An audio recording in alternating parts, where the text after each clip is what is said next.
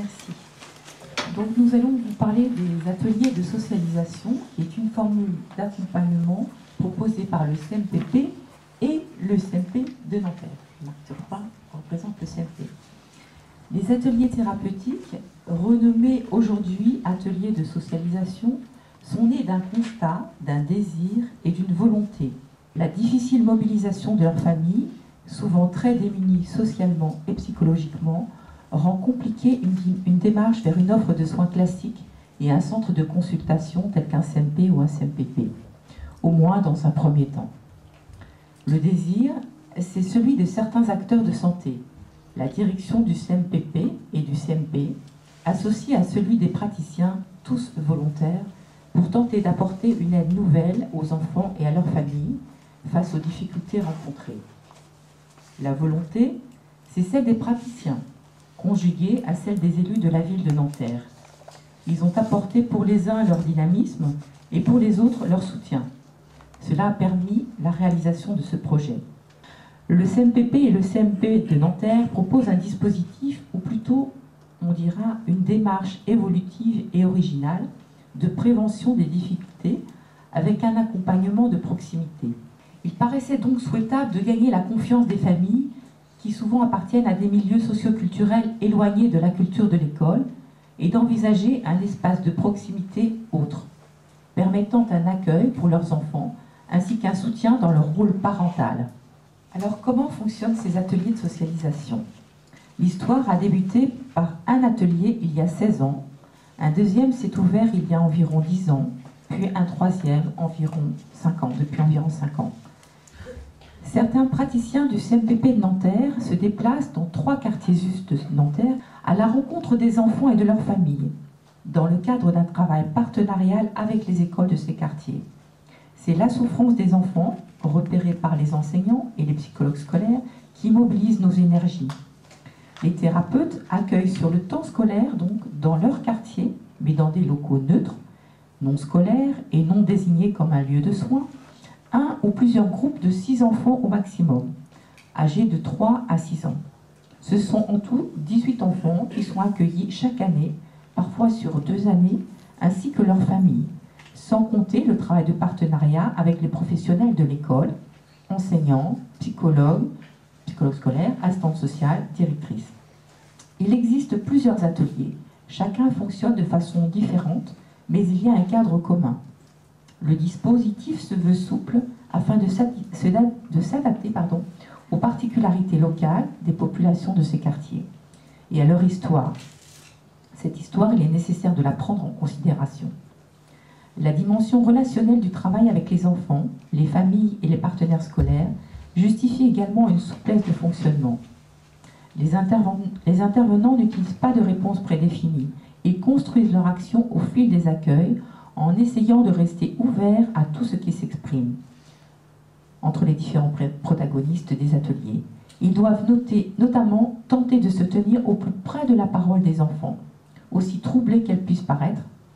Ils s'interrogent aussi sur les représentations auxquelles ils sont confrontés lors de ces rencontres. Ils mènent une réflexion constante sur leurs pratiques.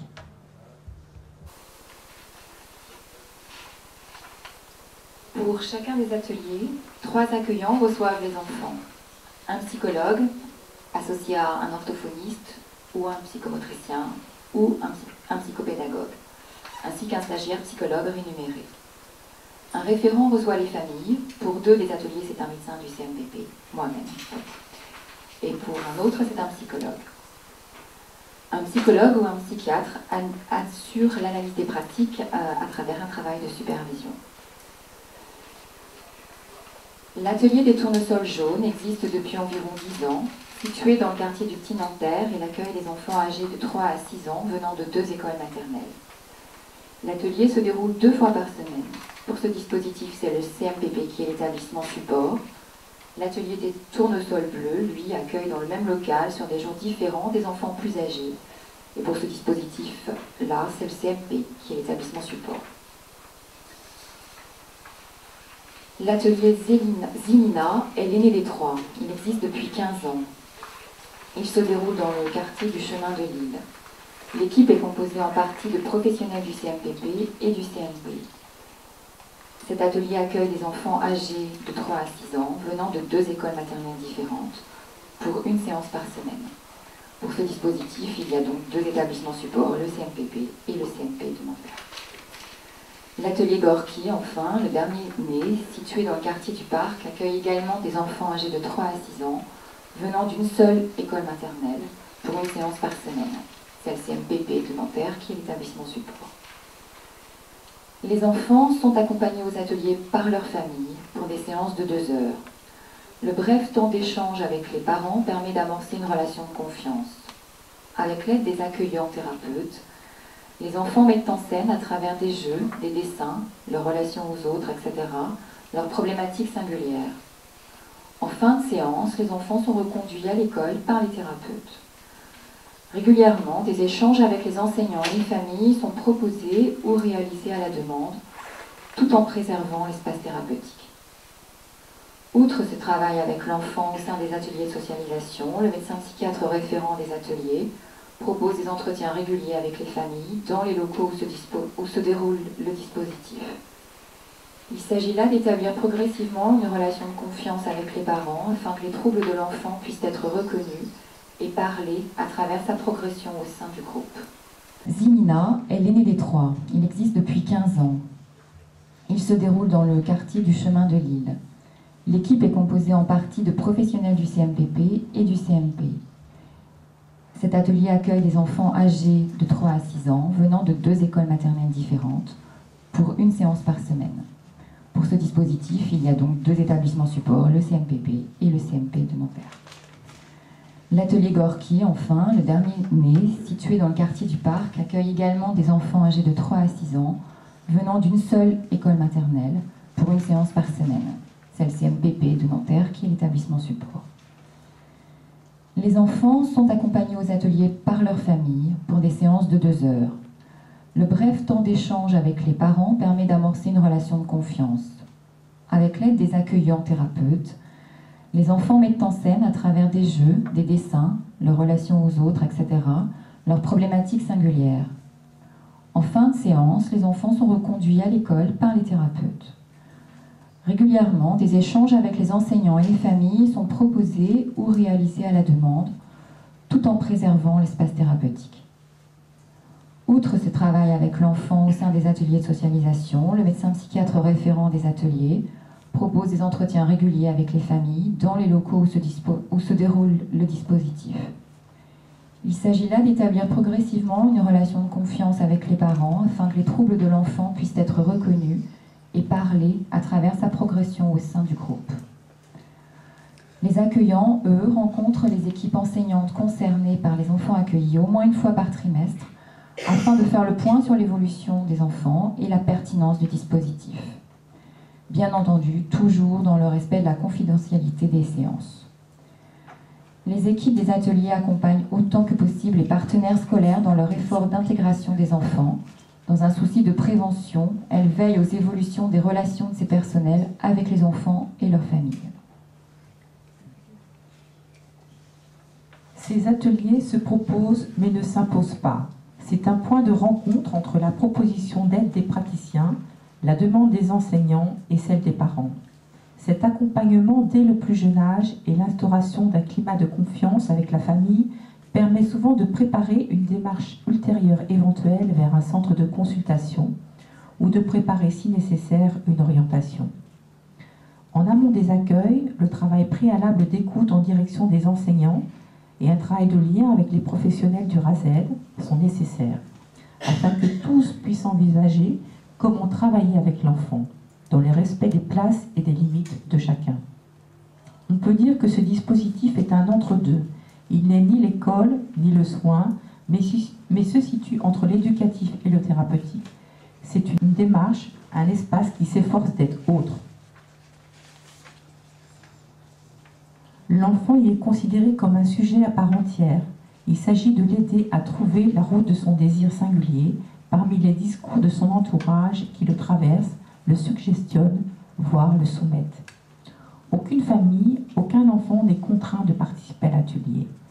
Les effets observés sont le fruit d'un travail patient de partenariat et de coopération sans cesse renouvelé, dont l'enfant est le centre. Alors maintenant, je vais vous parler un petit peu des moyens quand même pour ce projet. Ces ateliers de socialisation constituent un dispositif fragile et fragilisé dans le contexte actuel. Ils fonctionnent uniquement sur la base de subventions accordées ou non. Pour le moment, nous bénéficions de subventions du dispositif de réussite éducative, de subventions de l'ARS Île-de-France, dans le cadre de la prévention et de la promotion de la santé, et de la CAF des Hauts-de-Seine, Caisse d'allocation familiale. Bien évidemment, il y a aussi une contribution de la mairie de Nanterre qui met à notre disposition des locaux pour accueillir les enfants et leurs familles.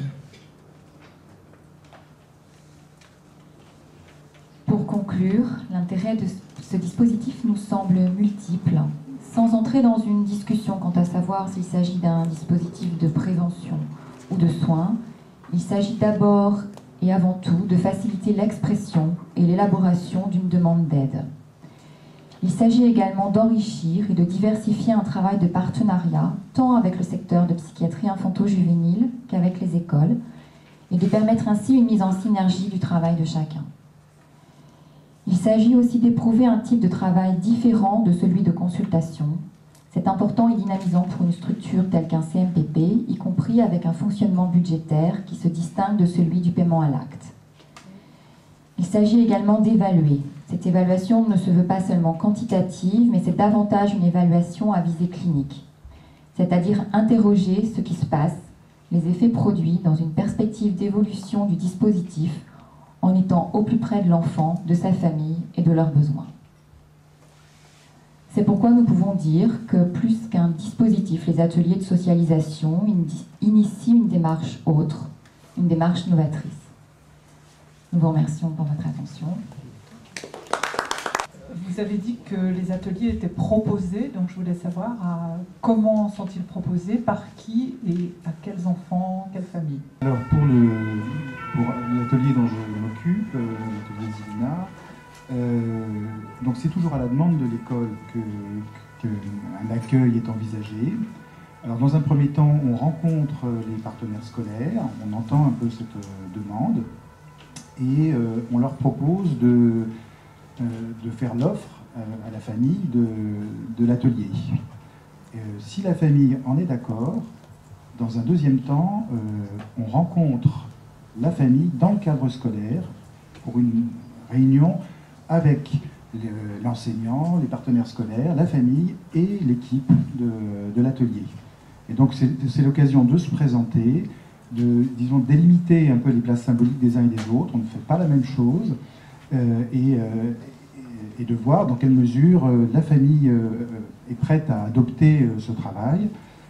Et ça permet aussi aux enseignants de dire quelles sont les difficultés qu'ils rencontrent avec l'enfant. Et si à l'issue de cette première réunion, les parents sont partants pour s'y engager, à ce moment-là, je leur propose une rencontre sur le lieu de l'atelier. Et je leur laisse la possibilité de prendre rendez-vous pour cela. C'est-à-dire que je ne leur donne pas immédiatement un rendez-vous, je leur propose de me joindre pour qu'on puisse se rencontrer. Donc il s'agit dans cette demande qu'il y ait un peu un soutien, en quelque sorte, de la rencontre dès le départ, de la relation, qu'ils puissent un peu voir à qui ils vont s'adresser et pouvoir choisir à partir de là, voilà, le rencontre. Vous avez dit que chacun devait garder sa place dans ce dispositif. Est-ce que ça n'a pas été difficile à mettre en place? Est-ce que par exemple, les gens du Dreux, les gens du Razel, vous, chacun n'avait pas un peu peur que l'autre marche un peu sur ses plates-bandes et est-ce que les parents s'y retrouvent là-dedans, finalement?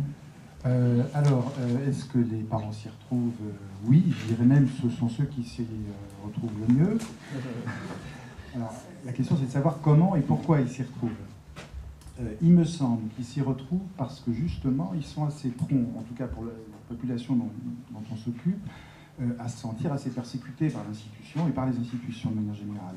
Et que l'effet, finalement, de ce travail de partenariat, c'est justement, c'est pas de faire somme des savoirs, c'est plutôt de décompléter les uns et les autres. C'est-à-dire que, finalement, l'école, dans ce travail, dit, d'une certaine manière, aux parents, on ne peut pas tout. On ne peut pas répondre à tout. Il y a quelque chose qui échappe à notre domaine d'intervention, et pour cela, on fait appel à un partenaire. Alors, c'est ce qui se passe en général quand on adresse quelqu'un vers le CMP. Sauf que c'est pas pareil. C'est-à-dire que le partenariat, il est effectif. C'est-à-dire que c'est pas uniquement allez consulter votre enfant, ça va pas.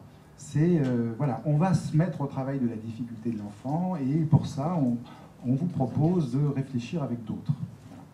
Donc ça, c'est le premier point. Évidemment, ça pose des difficultés. C'est-à-dire que, notamment avec des familles et des enfants qui sont en grande difficulté psychique, la question de la psychose se pose parfois, même assez souvent.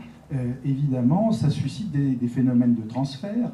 C'est-à-dire que chacun a envie d'être le partenaire idéal de l'enfant, en quelque sorte. Et que justement, c'est de ça dont il s'agit. Il s'agit d'arriver à se déprendre de cette idée qu'on va être tout pour l'autre, qu'on va être ce partenaire qui peut répondre à tout. Et donc, on essaie, en quelque sorte, de fragmenter un peu les réponses. Voilà. Et d'introduire cet espace d'oxygénation dont on parlait, c'est ça, c'est d'introduire des espaces de manque pour qu'il y ait une parole qui circule, pour qu'il y ait quelque chose qui puisse, je dirais, se remettre en route d'une mobilité psychique. Est-ce un groupe ouvert ou fermé? De combien d'enfants? La durée du groupe des séances? Est-ce que vous pouvez en dire quelque chose? Ce sont des groupes de 6 enfants maximum.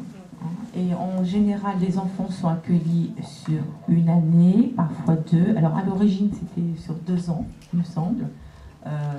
Pour des raisons de financement, en fait, on peut dire les choses comme ça. On a réduit à une année, puisqu'on ne sait pas si les financements se prolongent d'année en année. Mais il arrive, si les financements sont là, qu'on puisse à nouveau accueillir les enfants 2 années. Hein, ça, c'est dans l'ordre des choses possibles. Maintenant, on peut aussi imaginer que si un enfant, au bout de 6 mois, tout va bien, on ne va pas garder l'enfant pour le garder, quoi. Enfin, je crois que c'est un dispositif vraiment souple. Donc, voilà, la souplesse vaut dans un sens comme dans un autre. Hein. On va pas... Il ne s'agit pas de maintenir un enfant dans le groupe si ce n'est pas nécessaire, quoi. Hein. Et un autre peut entrer à la place? Oui, tout à fait, bien sûr. Oui, tout à fait.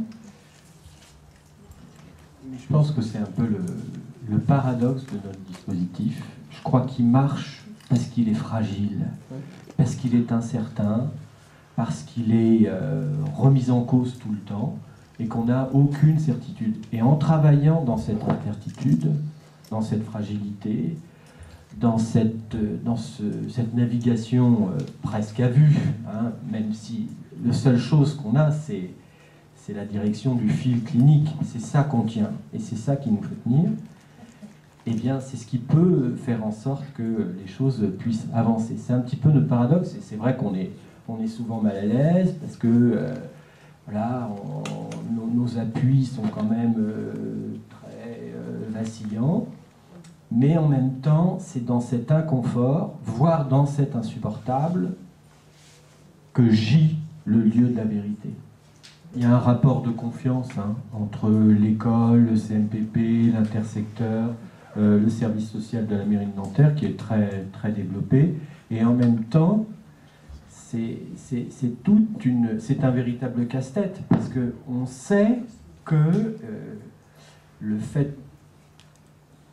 Il faut absolument préserver l'espace thérapeutique. C'est pour ça que je posais la question. Voilà, c'est très compliqué. Hein, c'est parfois très compliqué. Cette gymnastique-là, parce qu'en là, je voulais savoir comment vous Et quels sont les liens avec l'éducation nationale en termes de hiérarchie? Alors, ils soutiennent, puisque j'ai l'occasion d'en parler de temps en temps avec les inspectrices, et elles encouragent, elles sont parfaitement informées de ce dispositif. Et puis elles savent que les écoles sont en demande par rapport à ce dispositif. Il y a vraiment...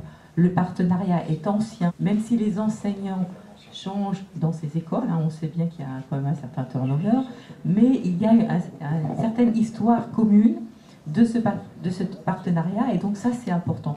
Et les inspectrices tiennent à ce dispositif, vraiment, et elles le soutiennent. Quand même par rapport aux enseignants et aux écoles, aux partenaires, ce qu'il faut souligner, c'est que c'est un travail sans fin. C'est-à-dire que on ne peut jamais laisser en jachère ce travail. Il faut qu'on ait des contacts qui sont souvent très informels, interstitiels, on va dire. Quand on va chercher nous, on va chercher les enfants à l'école, et ce sont les parents qui viennent les chercher en fin d'après-midi à l'atelier. Mais dans ces petits temps où on se croise, bonjour, comment ça va, etc., c'est là que les choses se passent, des relations avec les enseignants.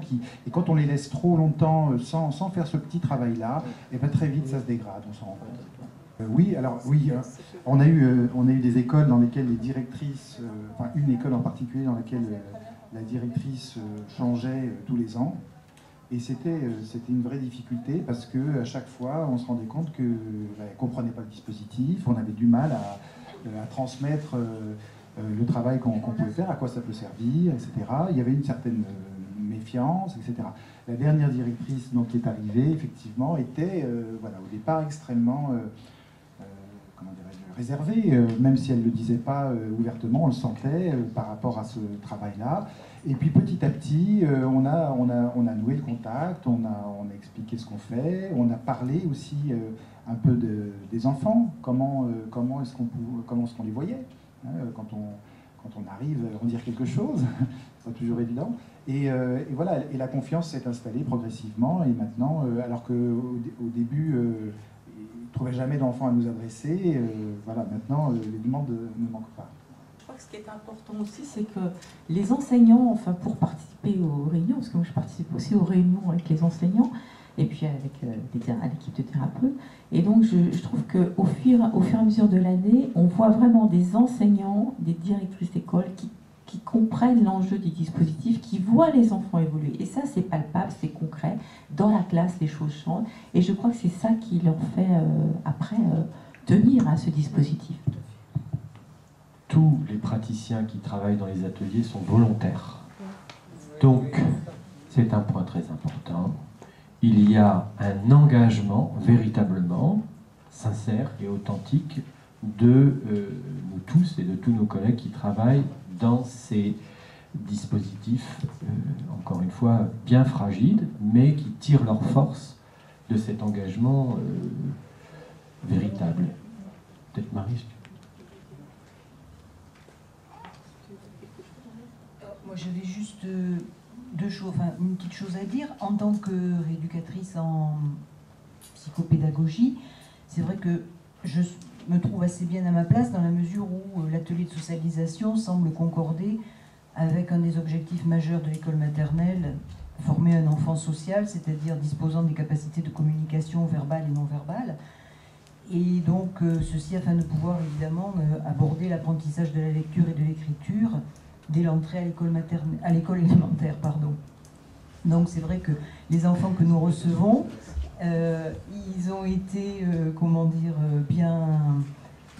bien choisis, entre guillemets. Hein. Souvent, ce sont des enfants qui ont de la prévention dans leur classe, qui ont aussi eu de la prévention de la part du réseau, du RASEL, et qui sont toujours suivis, évidemment, comme le disait, par le psychologue scolaire, qui est sans doute le partenaire privilégié souvent entre les ateliers de socialisation et l'école. Et donc ces enfants, ils ont souvent des difficultés, on va dire, des signes de difficulté qui tiennent compte de leur personnalité, de leur particularité psychique. Et donc souvent, voilà, ce sont des enfants qui sont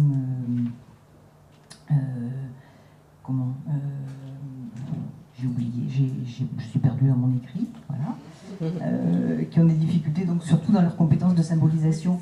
Et c'est à partir de là qu'on va tirer ce fil, à partir de ce qu'ils mettent en scène, à partir des activités libres, mais en même temps qu'on va petit à petit un peu diriger, dans lesquelles on va intervenir en exprimant ce qu'ils veulent réaliser, ou ce qu'ils font, ou en mettant en mots ce qu'ils montrent par leurs actions, quoi.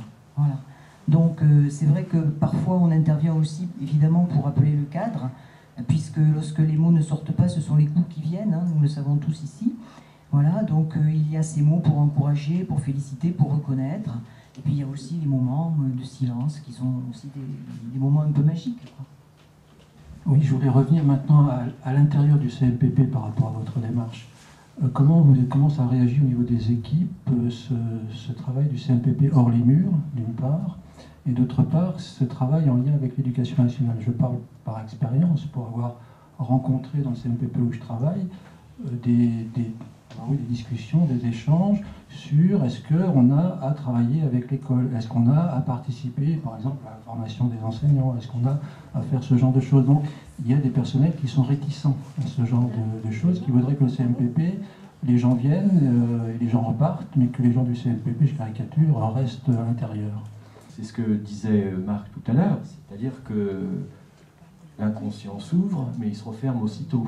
C'est-à-dire que c'est sans arrêt qu'on doit mettre sur le tapis le rapport avec l'école, qu'est-ce qu'on dit pas, comment on le dit. C'est sans arrêt là-dessus. Mais surtout, pas de position de principe. Nous, l'école, on s'en occupe pas parce que, voilà, thérapeutiquement, c'est pas bien, etc. C'est pas vrai. C'est vrai pour... D'abord, ça se discute au cas par cas de la clinique. Vous avez compris que c'est notre position. Des fois, c'est nécessaire de tisser des liens très importants avec l'école parce que c'est dans l'intérêt de l'enfant, dans l'intérêt thérapeutique de l'enfant pour qu'il avance. Et des fois, c'est aussi nécessaire, à certains moments, de mettre le pied contre la porte et de ne pas laisser entrer. Voilà. Donc c'est au cas par cas de la clinique et c'est au fil du temps. Pour tenter de répondre à la question, c'est en fait les relations école CMPP, c'est toujours un questionnement. Hein. Je ne vais pas dire que c'est pas parce qu'on a ce dispositif qu'on a réponse à tout. Hein. C'est toujours en question, c'est toujours un point de tension, entre guillemets. Il faut toujours expliquer. Mais moi, il me semble, en tant que directrice du CMPP, il me semble que de toute façon, d'une part, enfin ça c'est mon point de vue, hein, là-dessus je n'engage que moi. Déjà, je trouve que le partenariat est quand même très très important parce qu'on accueille beaucoup d'enfants de l'école. Deuxièmement, dans le contexte actuel, je pense que si on n'a pas cette position d'ouverture, ça risque, l'avenir risque d'être très compromis.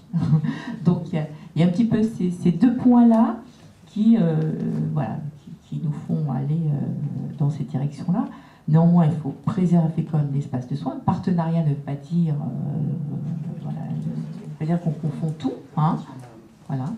Donc voilà, c'est un petit peu la position qu'on a, mais ça veut dire au sein même de l'équipe du CMPP, il faut expliquer les choses, réexpliquer, argumenter, justifier, voilà. Je sais pas si c'est bien. Oui, parce que on n'a pas de discours du maître du savoir. Nous ne sommes pas ceux qui savent ce qui est bien ou ce qui n'est pas bien pour l'enfant. C'est pas du tout ça. Il vaut mieux qu'on parte de la misère dans laquelle on est et du désarroi parfois dans lequel on est, devant des familles très difficiles, devant des enseignants désorientés, devant des enfants en grande souffrance. Il vaut mieux qu'on parte de ça, dans notre fragilité, dans notre parfois notre absence de savoir, parce qu'on ne sait pas, hein, on ne sait pas. Il vaut mieux qu'on parte de ça, qu'on suit encore une fois le fil clinique du cas par cas pour essayer de construire ensemble quelque chose. Mais c'est loin d'être une route facile, parce qu'il y a très vite des résistances, il y a des enseignants qui sont en grande souffrance, qui se retranchent derrière des discours de principe ou des discours très conformistes, très plaqués. Voilà, on n'est pas là pour s'occuper de ça, enfin, tout un chacun l'a entendu sans doute ici, et il faut qu'on fasse avec ça, et qu'on garde un dialogue incessant avec eux.